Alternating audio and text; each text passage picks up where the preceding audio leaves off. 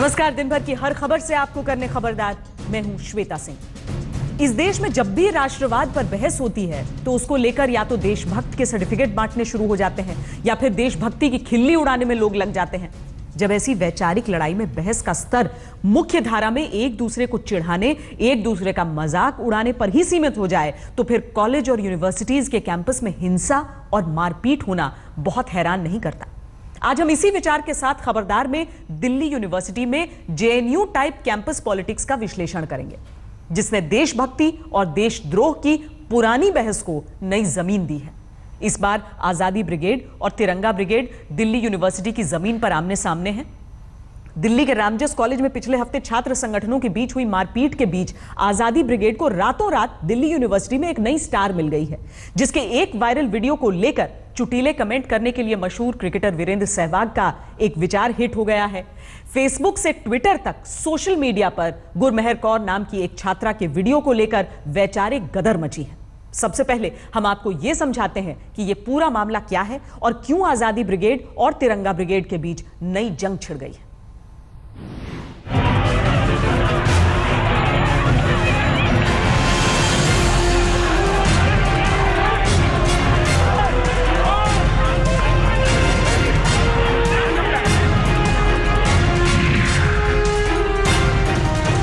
राष्ट्रवादी छात्र इस चीज को बर्दाश्त नहीं कर सकता है। इसे देश विरोधी लोगों को यहाँ पे बिल्कुल अलाउड नहीं किया जाएगा। यूयू के स्टूडेंट के जो सेंटिमेंट्स है अपने देश को लेकर के, उसको जस्टिफाई करने की जरूर है, कोशिश की जा रही है। Very famous people calling me, questioning my nationalism and calling me an anti-nationalist. They don't understand patriotism. It displays the arrogance of power. Don't make any kind of a statement which will amount to be anti-national.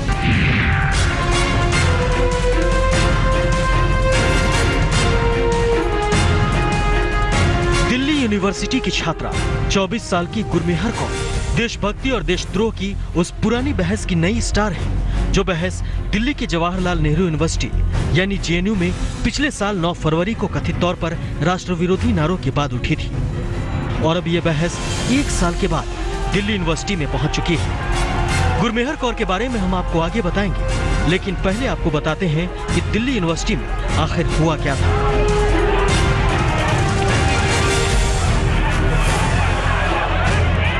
यह Delhi university के Ramjas college का video है, जहां बुधवार को communist party, Marxist और Leninist के छात्र संगठन ऑल इंडिया स्टूडेंट एसोसिएशन यानी आइसा और राष्ट्रीय स्वयंसेवक संघ आरएसएस के छात्र संगठन अखिल भारतीय विद्यार्थी परिषद यानी एबीवीपी के छात्रों के बीच बड़े पैमाने पर मारपीट और हिंसा हुई। और इस झड़प की वजह थी रामजस कॉलेज में जेएनयू के विवादित छात्र उमर खालिद को कल्चर ऑफ प्रोटेस्ट नाम के एक सेमिनार में बोलने के लिए बुलाना, जो देश विरोधी नारे लगाने के मामले में फिलहाल जमानत पर बाहर है।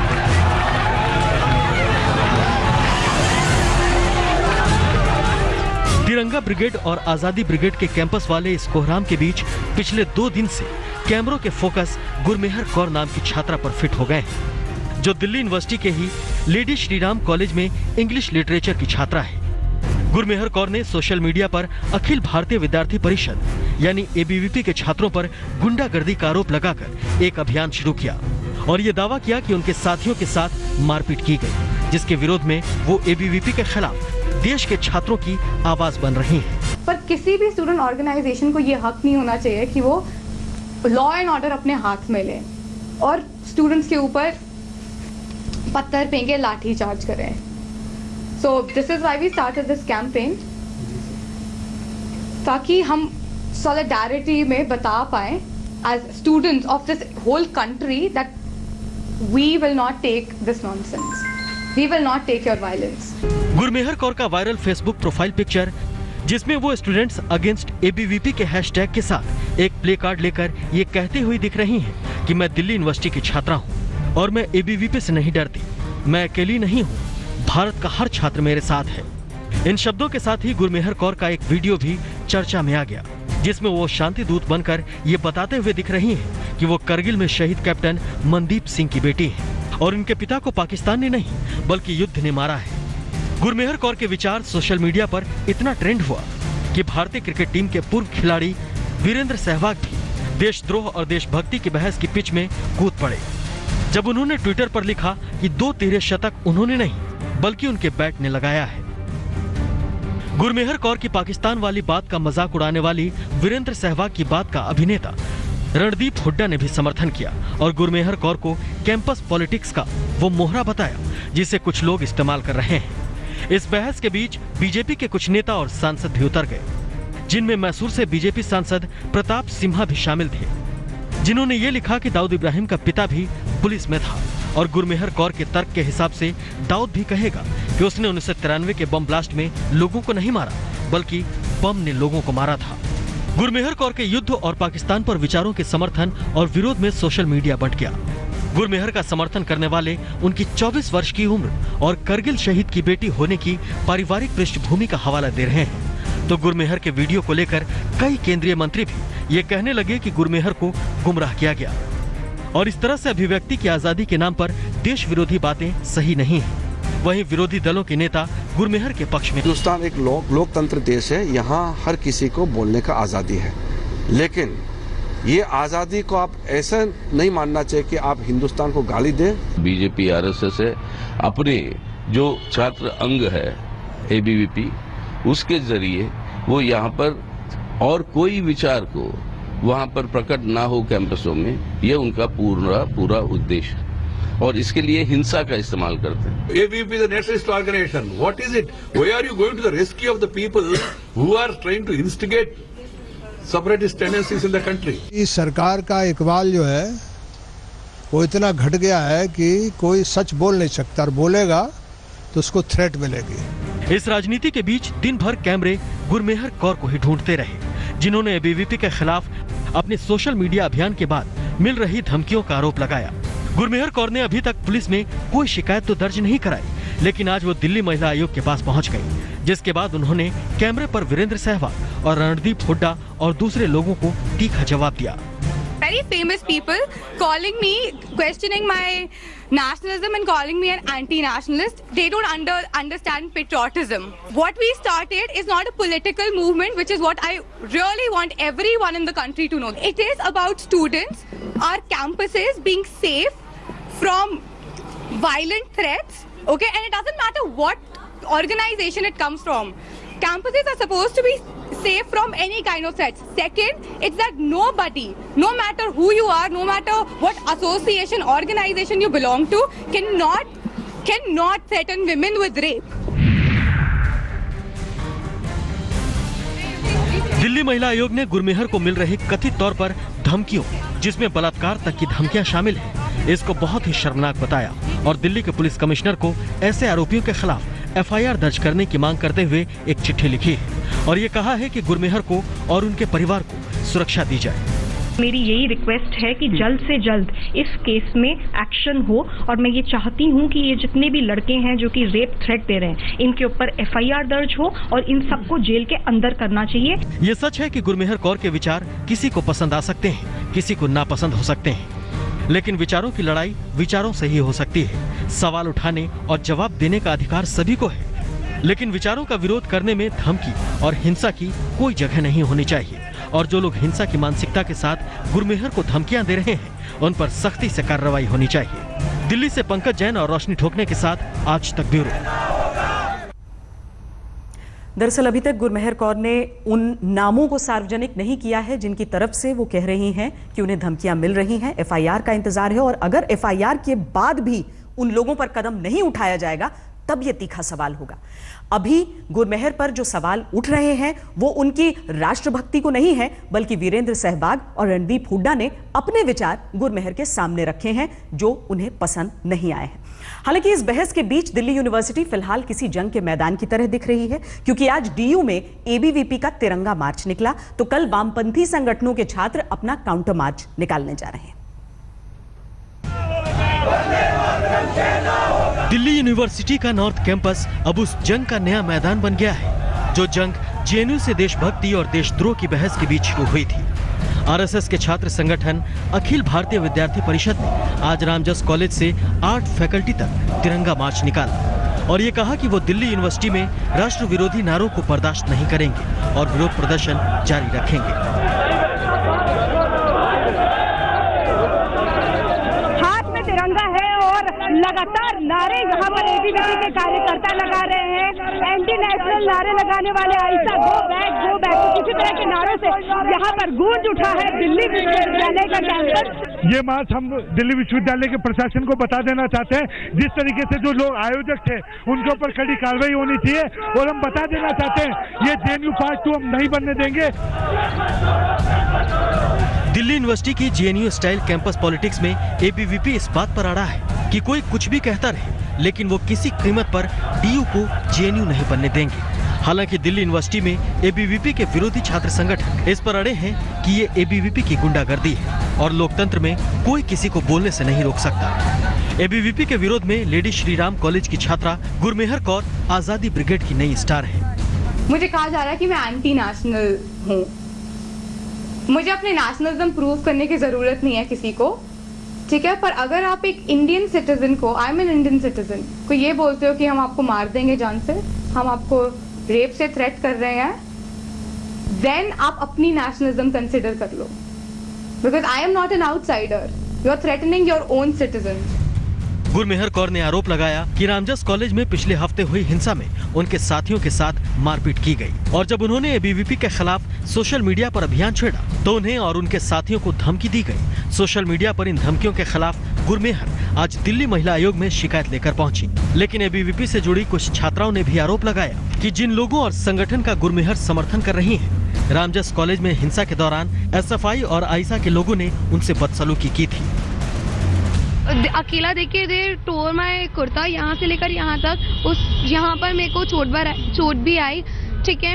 उसके बाद क्या होता है कि I in defence obviously I will say कि ठीक है, you can not touch me like this, right. कहाँ चोट आई? यहाँ पे मुझे चोट लगी, इट वाज अ माइनर चोट।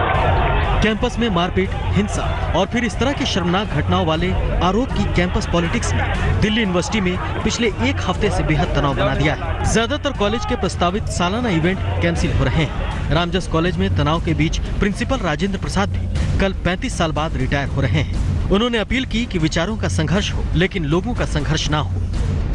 कोशिश की गई कन्फ्रंटेशन ऑफ पीपल में हो, लेकिन आई थिंक हमारे स्टूडेंट्स, हमारे स्टेक होल्डर्स बहुत मैच्योर्ड हैं, और आप इसको एक नैरो माइंडेडनेस से मत देखिए। आप देखिए ग्लोबल लेवल पे क्या क्या चेंजेस आ रही हैं।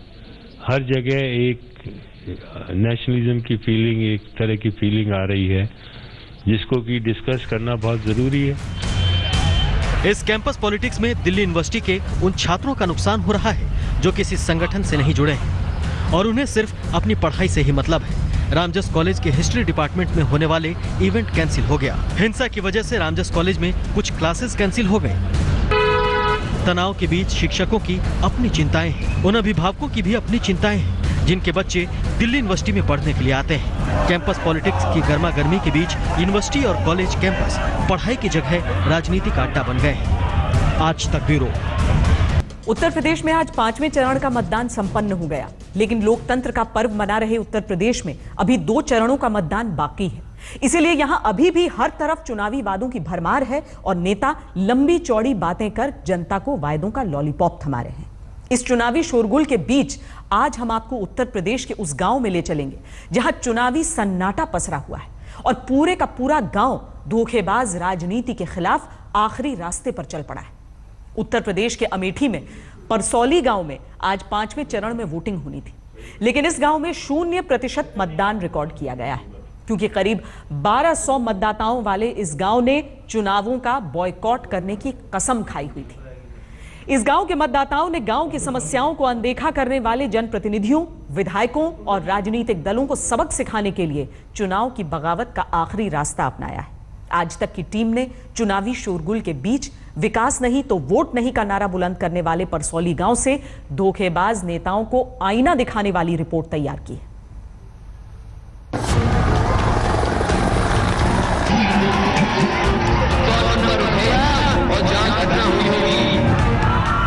भारतीय लोकतंत्र में चुनावी धूम धड़ाके, शोरगुल, पर्चे पोस्टर, नारे, हुंकारे और मतदाताओं के चेहरों की अपनी रंगतें होती हैं।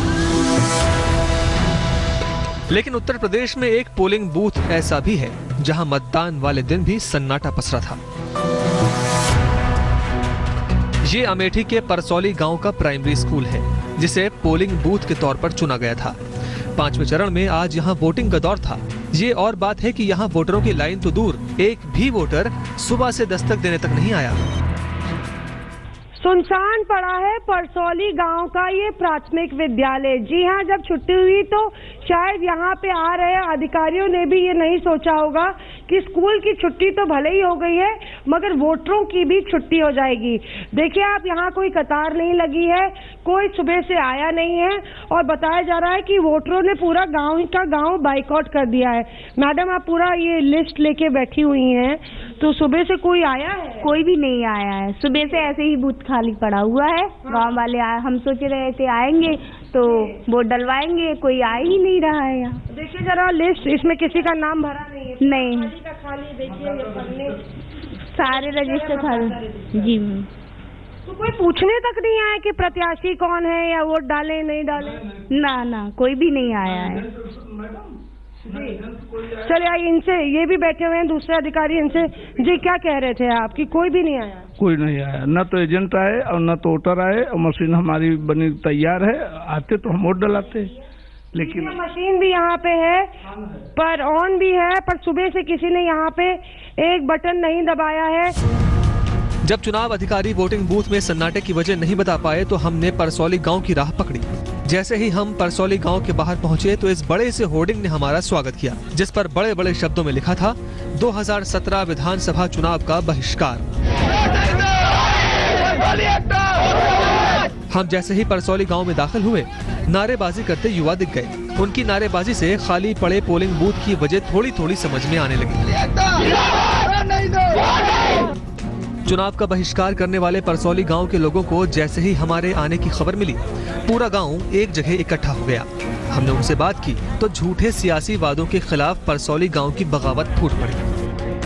अमेठी के परसौली गांव में अगर आप आए तो शायद आपको लगेगा कि आप 70 साल पीछे चले गए हैं, क्योंकि यहाँ पे सड़क की हाल खस्ता है और मूलभूत सुविधाएं कुछ नहीं है। और यही वजह है कि परसौली गांव के तमाम गांव वाले यहाँ हमारे सामने खड़े हैं और इनका ये कहना है कि ये लोकतंत्र के इस बड़े पर्व में जश्न नहीं मनाएंगे, वोट नहीं डालेंगे। कितने लोग ने वोट नहीं डाला है? किसी एक जने ने डाला है वोट? वोट न पड़े चाहे पूरे पब्लिक इकट्ठा हो जाए, वोट न पड़े। मैडम जी, जब यहाँ विकास नहीं हुआ तो किस लिए वोट डालें? यहाँ पे बहुत समस्या है, न तो सड़क है, न ही बिजली है, न जल पेयजल की व्यवस्था है, न ही खड़ंजा है, न जल निकासी है, तो हम लोग किस वजह से वोट डालें? बाबा ये बताइए, इतने सालों में कुछ बदला आपके गाँव में? कुछ नहीं बदला। हमारे गाँव में जो आरी बगल गांव है सब बदल गया, हमारे गांव में कुछ नहीं बदला। यहाँ पे आश्वासन देके चले जाते हैं और वोट हम लोग देते हैं। 2012 में वोट दिए थे और जितने भी नेता थे आते हैं, कब आते हैं? जब 10 दिन वोट रह जाता है, 15 दिन वोट रह जाता है मांगने के लिए, तब आते हैं। आचार संहिता में आते हैं, दोबारा मुड़ के नहीं देखते इस गांव को। कोई नेता आएगा वही वोट दो तो वोट दो, वोट मांग के फिर चले जाएंगे। पहले था वैसे आज तक है, इसीलिए हम लोग ने वोट नहीं दिया है, न वोट देंगे जब तक हमारे गांव की समस्या नहीं बन जाएगी। परसौली गांव समाजवादी पार्टी के विवादास्पद मंत्री गायत्री प्रजापति का विधानसभा क्षेत्र है। परसौली गांव के लोग आरोप लगाते हैं कि गायत्री प्रजापति ने धमकी दी थी कि वो इस गांव की सड़क नहीं बनने देंगे, क्योंकि यहाँ के लोगों ने उन्हें वोट नहीं दिया था। यहाँ से राहुल गांधी सांसद हैं। वो एक बार इस गांव में घूमकर जा भी चुके हैं, लेकिन जिस रास्ते से वो आए थे वो सड़क आज भी चलने लायक नहीं है। इसलिए इस बार झूठे सियासी वादों के खिलाफ पूरा गांव बगावत पर उतर आया। जानते हैं राहुल गांधी कौन है? हाँ, मैम यहाँ के सांसद हैं। फिर वो कभी देखा है, कभी आए आपके गांव? नहीं मैम, एक बार आए थे, उनको पूरा गांव घुमाया गया था, लेकिन वो आए और आश्वासन देकर चले गए कि सड़क बनवा देंगे, लेकिन नहीं बनवाए। लेकिन हमारे गांव वालों का ये निर्णय है कि हमारी सड़क अगर बन गई, इस चुनाव में अगर सड़क बन गई, हम सन 2019 वाले लोकसभा चुनाव में हम लोग मतदान करेंगे, नहीं तो नहीं करेंगे। परसौली गांव के लोगों से बात करने में हमें जो बात समझ में आई वो ये थी कि गांव वाले सिर्फ अपने गांव की सड़क को दुरुस्त करवाना चाहते हैं, जो 30 साल पहले पहली और आखिरी बार बनी थी। इस गांव में हर एक घर ऐसा है जिसमें कोई ना कोई शख्स का हाथ पैर टूटा पड़ा है, क्योंकि सड़क इतनी खराब है। हमारे साथ रमेश कुमार यादव है, आप देख रहे हैं इनकी क्या हालत हो गई। लेटेस्ट विक्टिम है ये यहाँ की खराब खस्ता सड़कों का। क्या हुआ भैया आपके साथ, कैसे गिर गए? गिट्टी ताजी पड़ी थी, उसी पे बाइक स्लिप करके गिर पड़े मैडम जी।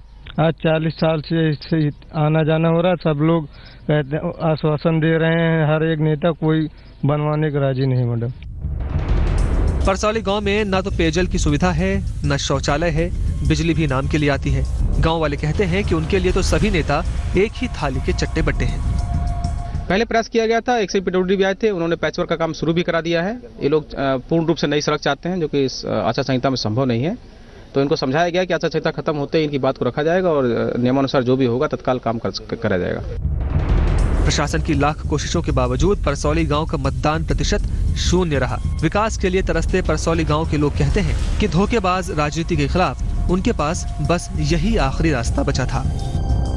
जीन रखे हम लोग को, जब नहीं बनेगा तो हम लोग वोट नहीं देंगे। रोड बनेगा, गांव में कोई विकास होंगे तभी वोट देंगे, नहीं तो नहीं। हमें लोग नेता लोग की जरूरत नहीं है। अमेठी के परसौली गांव से मौसमी सिंह के साथ आज तक ब्यूरो। परसौली गांव के लोगों ने एक अदद सड़क बनवाने के लिए हर उस विकल्प को चुना जो उसे देश के संविधान ने दिया है, लेकिन जब उसकी कहीं कोई सुनवाई नहीं हुई तो उसने बहरे सिस्टम को जगाने के लिए अपने लोकतांत्रिक अधिकार को हथियार बनाया। भले ही परसौली गांव के मुट्ठी भर मतदाताओं द्वारा वोटिंग का बहिष्कार राजनीतिक दलों के वोट वाले गणित को जरा भी इधर से उधर न खिसकाता हो, लेकिन परसौली गांव की बगावत उन नेताओं के लिए सबक है जो आम जनता के हक को भीख समझने की भूल करते हैं और भूल जाते हैं कि वो जनता के सेवक हैं, उनके ठेकेदार नहीं हैं। परसौली गांव की तरह चुनावों के बहिष्कार की मिसालें पहले भी सामने आई हैं, लेकिन भारतीय लोकतंत्र में 10 में से 3 लोग वोट दे दें तो उन्हीं 3 वोटों के आधार पर जीत हार तय हो जाती है और सरकारें बन जाती हैं। लेकिन चुनाव के बहिष्कार का एक और विकल्प हमारे लोकतंत्र में है, जिसका प्रचार न तो कोई सियासी दल करता है, न ही चुनाव आयोग उसके प्रचार में ज्यादा दिलचस्पी दिखाता है। उस विकल्प का नाम है नोटा, यानी नन ऑफ द अबव, मतलब इनमें से कोई भी नहीं। वोटर ईवीएम मशीन में नोटा का गुलाबी बटन दबाकर सभी उम्मीदवारों के खिलाफ अपना वोट दे सकते हैं। भारत के चुनावी लोकतंत्र में नोटा की एंट्री साल 2014 के लोकसभा चुनाव में हुई थी। तब करीब 60 लाख लोगों ने नोटा का विकल्प चुना था, जो कुल वोटिंग का 1.1% था। लोकसभा चुनाव में नोटा को मिले वोटों की संख्या 21 पार्टियों को मिले वोटों से ज्यादा थी।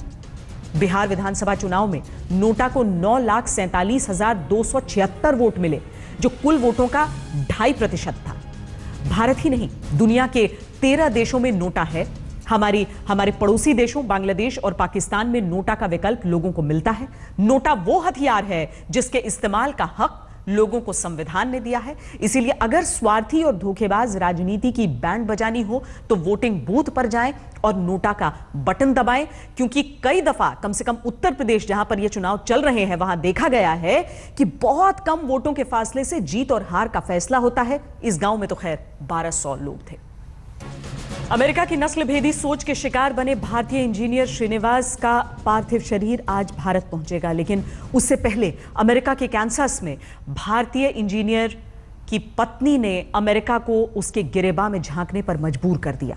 अपने पति की हत्या के बाद उनकी पत्नी मीडिया के सामने आई और अमेरिकी समाज से ऐसे कड़वे सवाल पूछे जिनके जवाब देना अमेरिकी समाज और ट्रंप सरकार के लिए मुश्किल हो गया।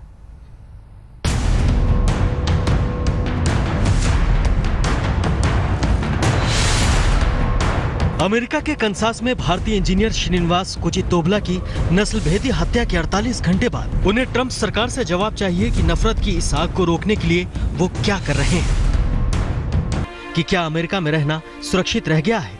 और श्रीनिवास कहते थे, अभी कुछ दिन और देखते हैं, सुनिए ना, अब इस जंग को आगे ले जाना चाहती है।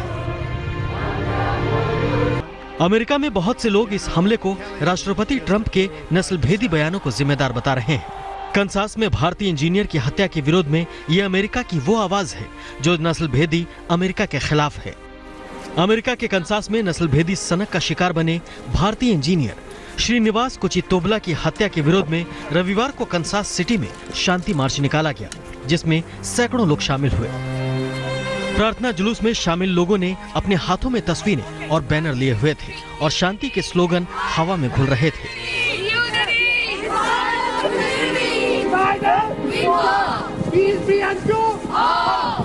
कई प्रदर्शनकारियों ने कैंडल मार्च भी निकाला। उनके हाथों में जो बैनर थे उन पर लिखा था, हम नफरत की राजनीति को सपोर्ट नहीं करते। आखिर में हम अपने करोड़ों दर्शकों को बधाई देना चाहते हैं क्योंकि आपका पसंदीदा न्यूज चैनल आज तक एक बार फिर देश का सर्वश्रेष्ठ हिंदी न्यूज चैनल बन गया है। आज तक ने ENBA यानी exchange for media news broadcasting awards 2016 में धूम मचा दी है। ENBA अवार्ड्स में लगातार तीसरी बार आज तक को बेस्ट हिंदी न्यूज चैनल का अवार्ड मिला है। यह आप जैसे हमारे करोड़ों दर्शकों का सम्मान है जो हर खबर के लिए सिर्फ आज तक पर विश्वास करते हैं। इंडिया टुडे मीडिया समूह के अंग्रेजी भाषा के news channel India today television को बेस्ट इंग्लिश न्यूज चैनल का अवार्ड मिला है। आज तक को कुल 4 कैटेगरी में अवार्ड मिला है।